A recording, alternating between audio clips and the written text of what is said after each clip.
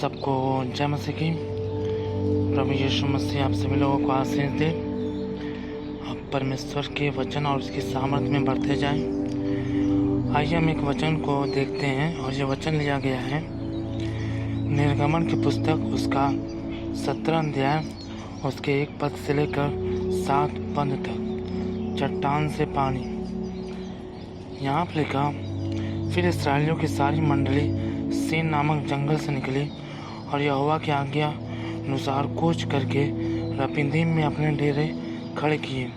और वहाँ उन लोगों को पीने का पानी न मिला, इसलिए वे मूसा से वाद विवाद करके कहने लगे, हमें पीने का पानी दे। मूसा ने उनसे कहा, तुम मुझसे क्यों वाद विवाद करते हो और यहोवा की परीक्षा क्यों करते हो? फिर वहाँ लोगों को पानी की प्यास लगी। तब वे यह कहकर मूसा पर बुड़बुड़ाने लगे, तो हमें बाल बच्चों और पशुओं समेत प्यासा मार डालने के लिए मिस्र से क्यों ले आया? तब मूसा ने यहोवा की दुहाई दी और कहा, इन लोगों के साथ मैं क्या करूं? ये सब मुझ पर पथराव करने को तैयार हैं। यहोवा ने मूसा से कहा, इस्राएल के वृद्ध लोगों में से कुछ को अपने साथ ले ले और जिस लाठी से तूने नील नदी पर मारा था उसे अपने हाथ में लेकर लोगों के आगे बढ़ चल। देख, मैं तेरे आगे चलकर होरे पहाड़ की एक चट्टान पर खड़ा रहूँगा और तू उस चट्टान पर मारना, तब उसमें से पानी निकलेगा जिससे लोग पिए।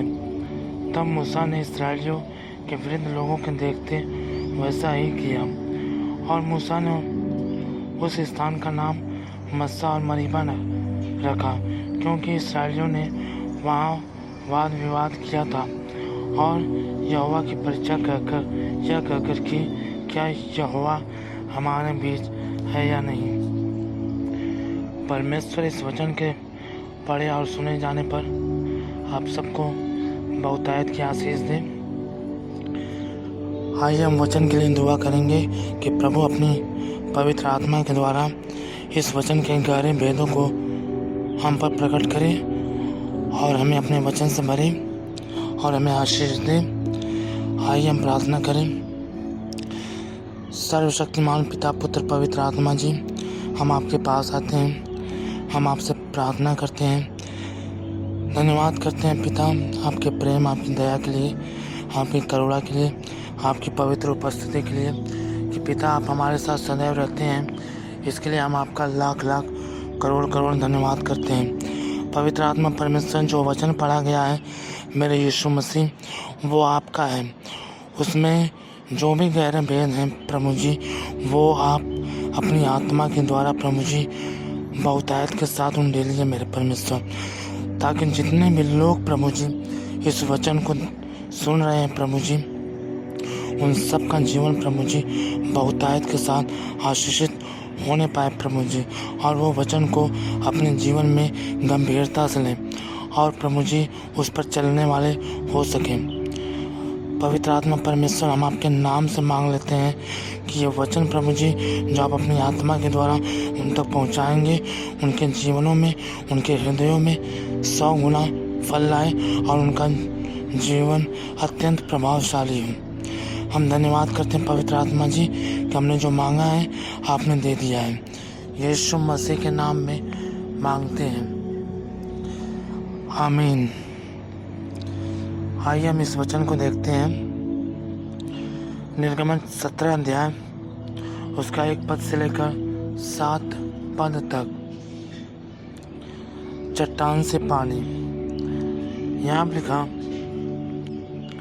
फिर इस्राएलियों की सारी मंडली सीन नामक जंगल से निकली और यहोवा की आज्ञा अनुसार कूच करके रपीदीम में अपने डेरे खड़े किए। वहाँ उन लोगों को पीने का पानी न मिला। यहाँ पे पहले पद में लिखा, फिर इस्राएलियों की सारी मंडली सीन नामक जंगल से निकली। परमेश्वर ने इस वचन को हम देखेंगे तो हम पाएंगे कि जब परमेश्वर ने मूसा को आज्ञा दी थी कि जा मेरी प्रजा को मिस्र देश से छुड़ा ला और उसे कनान देश में लेकर जा। तो जब परमेश्वर की अगुवाई में इज़राइली मिस्र देश से निकलकर कनान देश की ओर बढ़ रहे थे,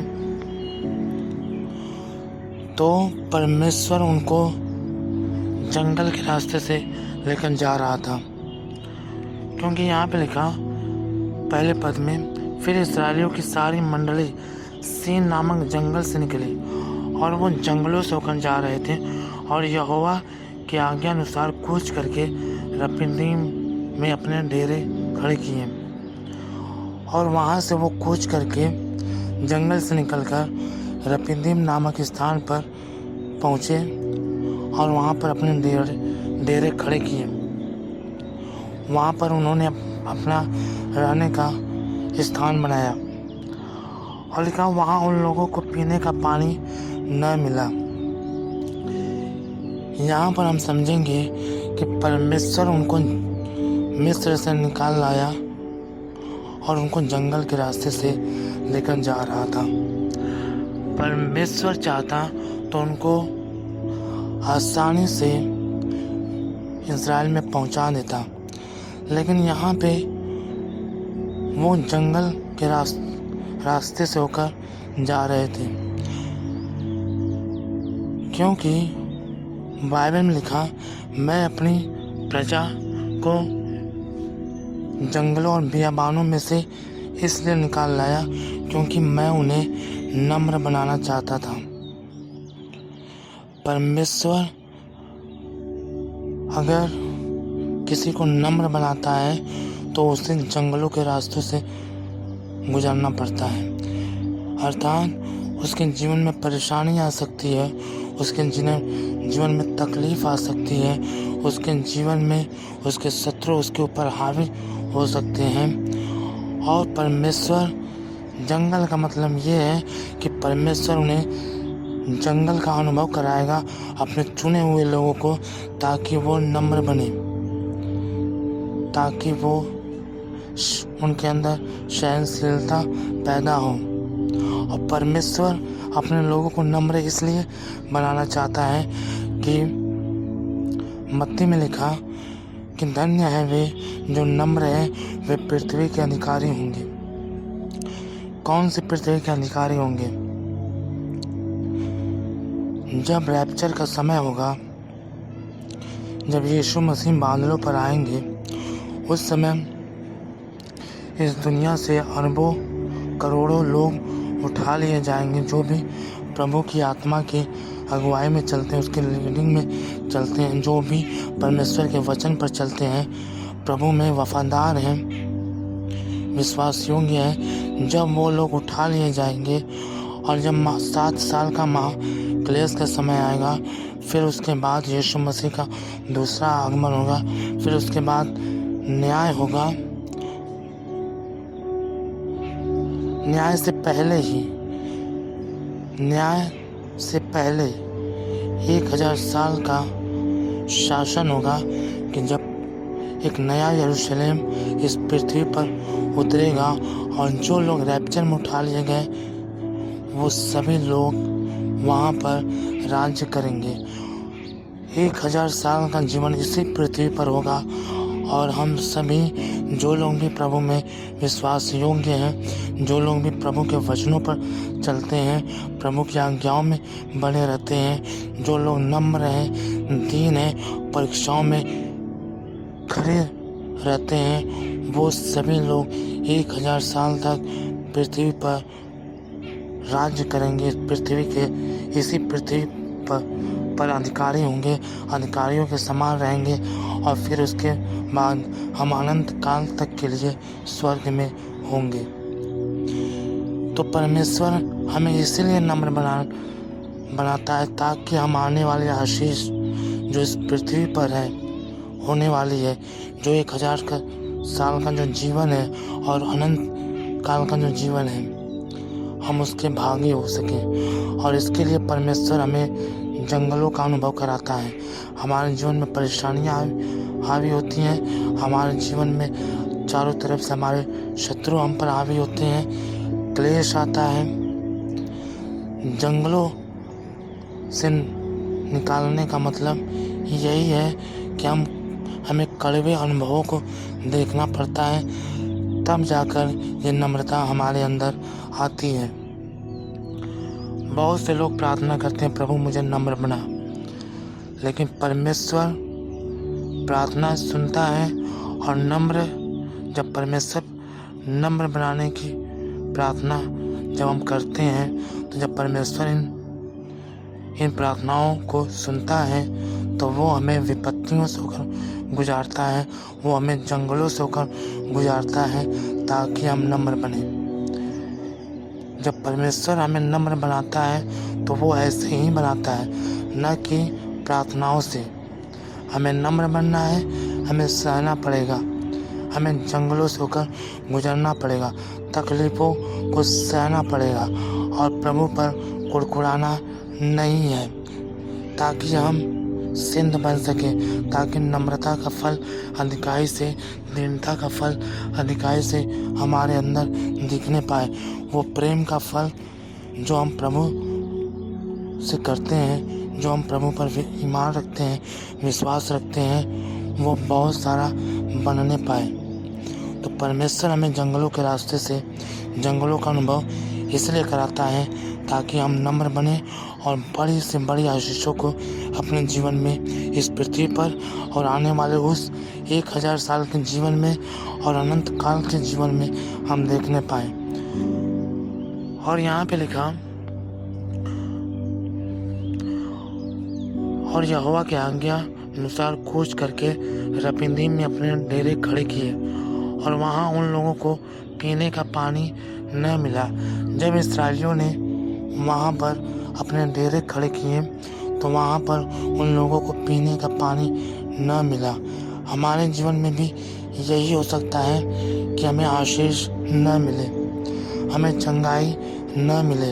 हम चाहे प्रभु से कितना भी प्यार करते हैं, बहुत ज़्यादा प्यार करते हैं, प्यार करने का मतलब हम उसकी आज्ञाओं में बने हैं, हम पवित्रताई में बने हैं, फिर भी हमें आशीषें नहीं मिल रही हैं, फिर भी हमें चंगाई नहीं मिल रही है, फिर भी हमारे रास्ते नहीं खुल रहे हैं, फिर भी हमारे शत्रु जो हमारे जीवन में कार्य करते हैं, परमेश्वर उनसे हमें छुटकारा नहीं दे रहा है।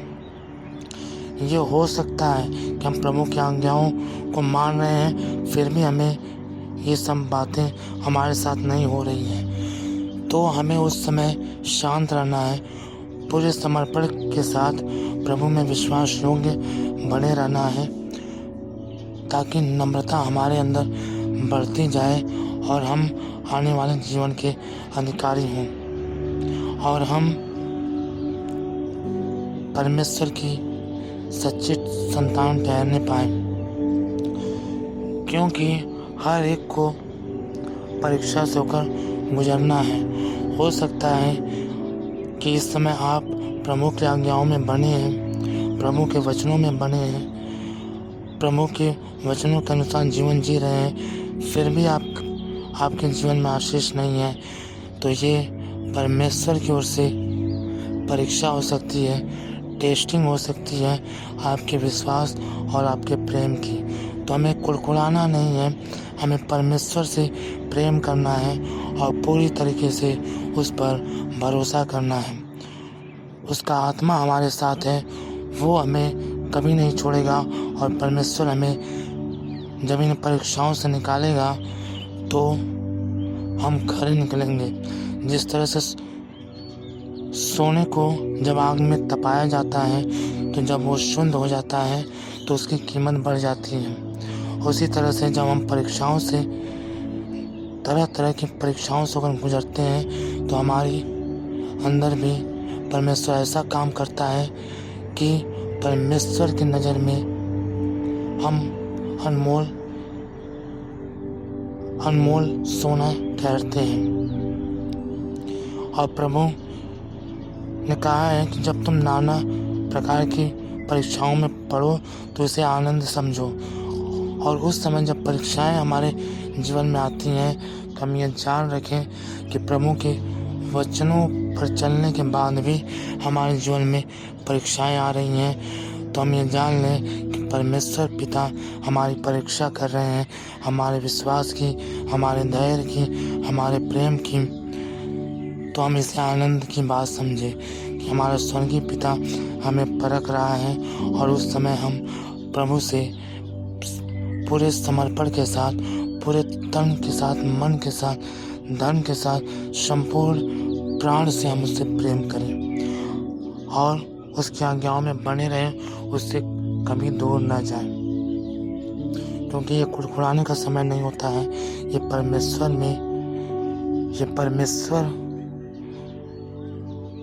में बढ़ने का समय होता है।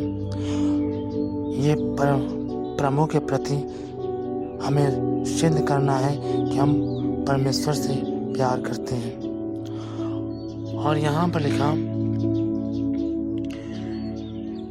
वहाँ उन लोगों को पीने का पानी न मिला, इसलिए वे मूसा से वाद विवाद करके कहने लगे, हमें पीने का पानी दे। और वो लोग मूसा से वाद विवाद करके कहने लगे, हमें पीने का पानी दे। जब उन्हें पानी नहीं मिला तो वो मूसा से वाद विवाद करने लगे, मूसा से झगड़ने लगे, जबकि उन्हें शांत रहना चाहिए था कि प्रभु ने उनके जीवन में कैसे कार्य किए। प्रभु ने उनके लिए मिस्रियों के ऊपर 10 विपत्तियां भेजी। प्रभु ने मिस्रियों के मन को बदला। जब वो मिस्र देश से निकल रहे थे तो प्रभु ने मिस्रियों के घर से इस्राएलियों को सोना चांदी दिलवाया। क्या परमेश्वर उनसे प्रेम नहीं करता था? परमेश्वर उनसे अनंत प्रेम करता था, लेकिन वो परमेश्वर के प्रेम को नहीं समझ पा रहे थे और ना तो परमेश्वर जो उन्हें नम्र बना रहा था वो उस बात को नहीं समझ पा रहे थे, जबकि उन्हें समझना चाहिए, क्योंकि वो परमेश्वर के लोग थे, खुदा के वचन को जानने वाले लोग थे। तो उन्हें प्रभु के वचन पर बने रहना चाहिए था और उन्हें वाद विवाद नहीं करना चाहिए था। और स्वयं मूसा उनकी अगुवाई करता था, पर वे मूसा की भी नहीं सुनते थे और मूसा से वाद विवाद करते थे। हो सकता है कि हम में से बहुत से लोग जो इस वीडियो को देख रहे हैं, सुन रहे हैं, आप में से बहुत से लोगों के जीवन में जब नाना प्रकार की परीक्षाएं आती हैं तो आप प्रभु से वाद विवाद करते हैं, आप प्रभु पर कुड़कुड़ाते हैं। तो ये प्रभु पर कुड़कुड़ाने का समय नहीं है। अगर आप ऐसा करते हैं तो प्रभु से माफ़ी मांगे और प्रभु को कस कर पकड़ लें, उसे गले लगा लें, क्योंकि परमेश्वर उचित समय पर आपको बढ़ाएगा और फिर जीवन का मुकुट देगा। साल तक और अनंत काल तक प्रभु के साथ रहेंगे, 1000 साल तक इस पृथ्वी पर रहेंगे, 1000 साल तक, और उसके बाद अनंत काल तक जो स्वर्गीय जीवन होगा हम वहाँ पर रहेंगे। और यहाँ पे लिखा, मूसा ने उनसे कहा, तुम मुझसे क्यों वाद विवाद करते हो और यहोवा की परीक्षा क्यों करते हो? फिर वहाँ लोगों को पानी की प्यास लगी। यहाँ पे लिखा, फिर वहाँ लोगों को पानी की प्यास लगी। तब वे यह कहकर मूसा पर बुड़बुड़ाने लगे, तू हमें बाल बच्चों और पशुओं समेत प्यासा मार डालने के लिए मिस्र से क्यों ले आया? इसका मतलब ये है कि प्रभु ने उन्हें मिस्र देश से निकाला था, पर मिस्र उनके अंदर से नहीं निकला था। आज भी बहुत से लोगों ने प्रभु को ग्रहण कर तो लिया है, चर्च जाते हैं, बाइबल पढ़ते हैं, पर वो पाप जो वो पहले करते थे वो आज भी उनके अंदर से नहीं गया है। प्रभु उन्हें संसार से निकालकर अपने राज्य में शामिल किया, पर संसार उनके अंदर से नहीं गया। वो बुरी अभिलाषाएं उनके अंदर से नहीं गई जो वो जिन अभिलाषाओं में वो पहले थे। वो जलन का पाप, वो क्रोध का पाप, वो व्यभिचार, वो नफरत, वो द्वेष, वो घृणा, वो निंदा, वो चुगली करना आज भी उनके अंदर से नहीं गया। और लिखा है कि आगे हम पढ़ेंगे तो इन्हीं इस्राएलियों ने बछड़ा बना लिया था। वो बाल देवता की उपासना करने लगे थे और परमेश्वर ने उनके बीच में मरी भेजी थी और वो मारे गए थे, जंगल में ही खत्म हो गए थे। तो जब प्रभु ने हमें बुलाया है तो हम पुराने स्वभाव में न जिएं। ये चेतावनी है। ये परमेश्वर का वचन केवल एक वचन नहीं है, ये एक चेतावनी भी है, ये एक प्यार भी है कि हम भी जब परमेश्वर ने हमें संसार से निकाला तो हम संसार में न जिए, हम प्रभु को पहन लें, हम प्रभु की आत्मा के लीडिंग में चलें। क्योंकि जब अनुग्रह का समय चल रहा है तो परमेश्वर ने वायदा किया है कि वो अपने सभी मानने वालों को, वो अपने ऊपर विश्वास करने वालों को पवित्र आत्मा देगा। तो हम उसकी आत्मा की परिपूर्णता में आ जाएं। हम पुराने स्वभाव को न अपनाएं या पुराने स्वभाव में न जिएं, नहीं तो हम भी नाश हो सकते हैं। हमारे साथ भी यही हो सकता है कि हम भी नाश हो जाएं। अगर प्रभु हमें परीक्षा कर रहा है, अगर प्रभु हमें नम्र और दीन बना रहा है, हम परमेश्वर से उन समयों में भी उसी याव के साथ प्रेम करें ताकि हम परमेश्वर की आशीषों के वारिस हो सकें और उसके बाद का जो जीवन है उसके हम वारिस हो सकें।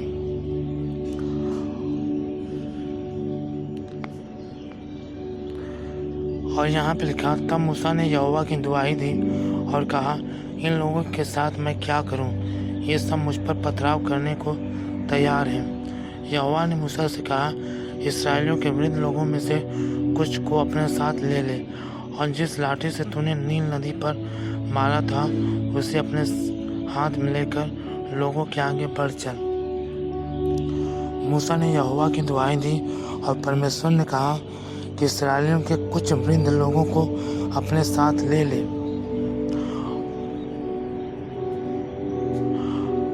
और जिस लाठी से तूने नील नदी पर मारा था उसे अपने हाथ में लेकर लोगों के आगे बढ़ चल। प्रभु ने कहा, वृद्ध लोगों को अपने साथ ले ले। प्रभु ने वृद्ध लोगों को क्यों कहा? क्योंकि वृद्ध लोग वो होते हैं जिनकी कही हुई बात सब मानते हैं। इसलिए जवानों की बात वो टाल सकते थे, परंतु वृद्धों की बात वो नहीं टाल सकते थे, जो कि उन्हीं लोगों में से थे जो लोग वाद विवाद करते थे। इसलिए प्रभु ने कहा, अपने साथ वृद्ध लोगों को ले ले।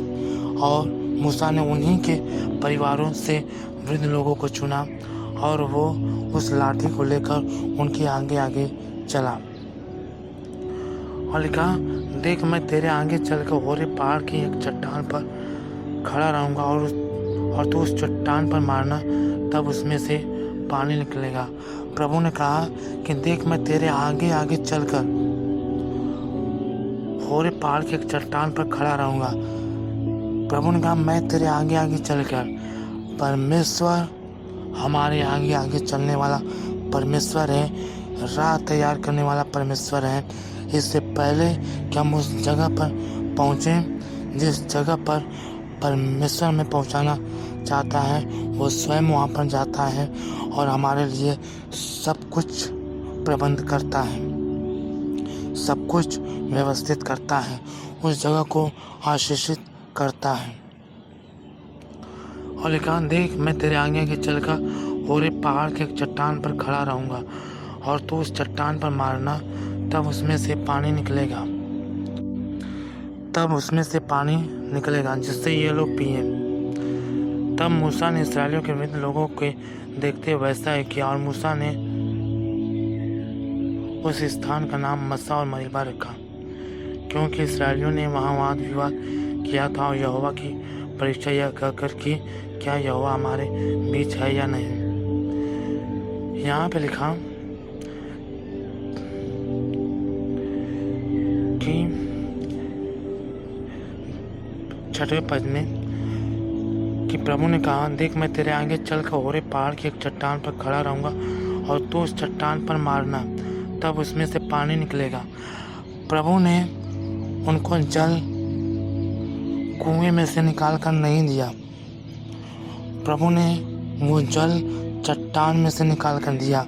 और प्रभु ने कहा कि मैं होरे पहाड़ की चोटी पर खड़ा रहूंगा और तू उसे अपनी लाठी से मारना।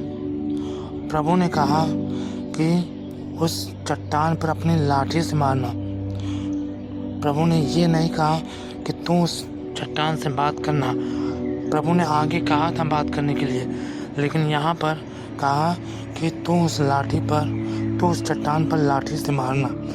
प्रभु ने ऐसा क्यों कहा था कि तू उस चट्टान पर लाठी से मारना? यहाँ पर बहुत बड़ा भेद है कि नए नियम में जैसा कि लिखा है, यीशु मसीह को चट्टान बताया गया है। लिखा है एक वचन में, यीशु मसीह वो चट्टान है, अगर दूसरी चट्टान इसे टकराएगी तो वो टूट जाएगी, और यदि ये चट्टान किसी पर गिरे तो वो उसे पीस कर रख देगा। और यहाँ पर यीशु मसीह को चट्टान कहा गया है। और यहोवा ने मूसा से कहा, तू चट्टान पर मारना, तब उसमें से पानी निकलेगा। बहुत बड़ी बात है कि परमेश्वर यीशु मसीह के बारे में भविष्यवाणी कर रहा था कि जिस तरह से मूसा ने चट्टान पर मारा तो वहाँ से पानी निकला, उसी प्रकार यीशु मसीह को जब मारा गया, जो कि एक चट्टान है, परमेश्वर ने उसे एक चट्टान का नाम दिया है।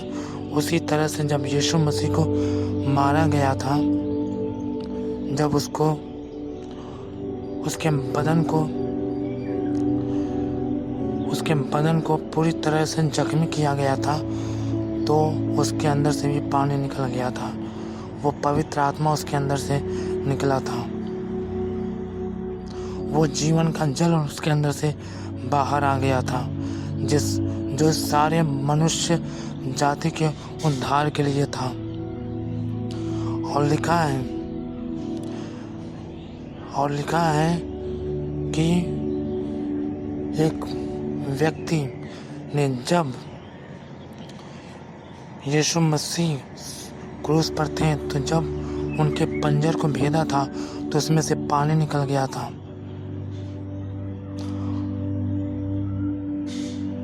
ये यीशु मसीह के लिए भविष्यवाणी थी कि जिस तरह से चट्टान पर मारने से पानी निकला, उसी तरह से उसके बेटे को मारा जाएगा और पवित्र आत्मा बह निकलेगा, पवित्र आत्मा की धारा बहेगी, और जितने भी लोग प्रभु के भूखे और प्यासे हैं वो सभी उस जल में से पिएंगे और उनका जीवन पवित्र ठहरेगा, उनका जीवन आशीषित होगा, उनका जीवन प्रभावशाली होगा, और वो परमेश्वर की आत्मा की परिपूर्णता में चलेंगे।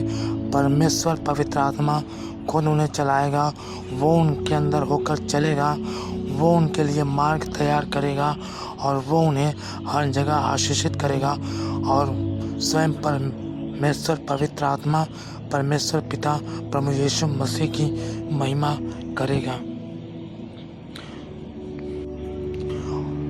और जब पवित्र आत्मा उनके अंदर होगा तो उनके अंदर से वरदान प्रकट होंगे, पवित्र आत्मा के फल दिखाई देंगे, प्रभु यीशु मसीह का स्वभाव दिखाई देगा। वो नम्र होंगे, वो दीन होंगे, वो आशीषित होंगे, वो चंगे होंगे। उनके द्वारा लोग छुड़ाए जाएंगे, उनके द्वारा लोग बचाए जाएंगे और परमेश्वर का अद्भुत प्रेम उनके जीवनों से प्रकट होगा और वो दूसरों के लिए आशीष और छुटकारे का कारण बनेंगे, दूसरों के जीवन में आनंद का कारण बनेंगे, दूसरों के जीवन में शांति का, खुशी का और सफलता का कारण बनेंगे, क्योंकि पवित्र आत्मा स्वयं उनके अंदर से होकर ये सारे कार्य करेगा।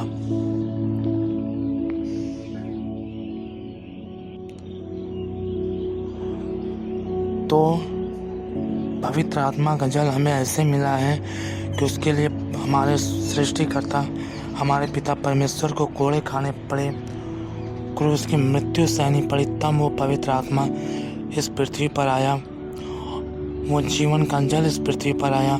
और प्रभु ने स्वयं कहा, जो कोई प्यासा है वो मेरे पास आए, मैं उसे जीवन का जल दूंगा और वो फिर कभी प्यासा ना होगा। और प्रभु ने कहा, धन्य है वे जो भूखे और प्यासे हैं, वो तृप्त किए जाएंगे। और जब हमें प्यास लगेगी पवित्र आत्मा की परिपूर्णता की, तो परमेश्वर हमें अपनी आत्मा से परिपूर्ण करेगा, हमें तृप्त करेगा। हम जितने प्यासे होंगे वो जल उतना ही हमारे ऊपर उंडेला जाएगा और हम उसके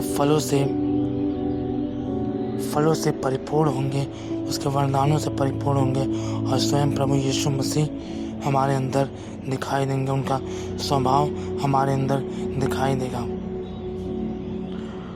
और लिखा, तब मूसा ने इस्राएलियों के वृद्ध लोगों के देखते वैसा ही किया और मूसा ने उस स्थान का नाम मस्सा और मरीबा रखा, क्योंकि इस्राएलियों ने वहाँ वाद विवाद किया था और यहोवा की परीक्षा यह कहकर की कि क्या यहोवा हमारे बीच है या नहीं। मूसा ने वैसा ही किया जैसा परमेश्वर ने कहा था। चट्टान पर लाठी मारने के लिए वहाँ से जल निकला और उन्होंने अपनी प्यास बुझाई। उसी तरीके से प्रभु यीशु मसीह को जब क्रूस पर मारा गया और पवित्र आत्मा इस झरना जब सबके लिए बह चुका है, तो हम भी उस झरने के प्रति प्यास रखें। जितनी प्यास हम रखेंगे उतना ही वो हमें तृप्त करता जाएगा। तो ये बहुत बड़ी आशीष है कि हम जितना प्रभु की आत्मा के, प्रभु के जीवन के प्यासे होंगे, हम उतने ही उसके जीवन में, उसके स्वभाव में आगे बढ़ेंगे और परमेश्वर के पुत्र प्रभु यीशु मसीह का स्वभाव हमारे अंदर दिखेगा। हम नम्र और दीन होंगे, हम शांति से रहेंगे और हम आशीषित होंगे। और लिखा, और मूसा ने उस स्थान का नाम मस्सा और मरीबा रखा, क्योंकि इस्राएलियों ने वहाँ वाद विवाद किया था और यहोवा की परीक्षा यह कर कि क्या यहोवा हमारे बीच है या नहीं। उन्होंने वहाँ पर वाद विवाद किया था और उन्होंने परमेश्वर की परीक्षा की थी, इसलिए मूसा ने उस स्थान का नाम मस्सा और मरीबा रखा था। इसलिए हमें कभी भी प्रभु पर बुड़बुड़ाना नहीं है, कुड़कुड़ाना नहीं है। अगर हम प्रभु की आत्मा की प्रेजेंस में चल रहे हैं, उसके वचनों पर चल रहे हैं, उसकी आज्ञाओं में बने हैं, उसकी आत्मा की परिपूर्णता हमारे जीवन में है, तो हमारे जीवन में परीक्षाएं, क्लेश हैं, फिर भी हमें प्रभु पर शक नहीं करना है कि वो हमारे साथ है या नहीं, क्योंकि वो हमारे साथ सदा के लिए है। ये हमारी परीक्षाओं का समय है कि हम परीक्षाओं में से नम्र और दीन होकर निकले और हम उस जीवन के मुकुट को पाने पाए जिसकी प्रतिज्ञा प्रभु ने अपने प्रेम करने वालों को दी है। तो प्रभु इस वचन के द्वारा आप सबको बहुतायत की आशीष दे। सबको जय मसीह की।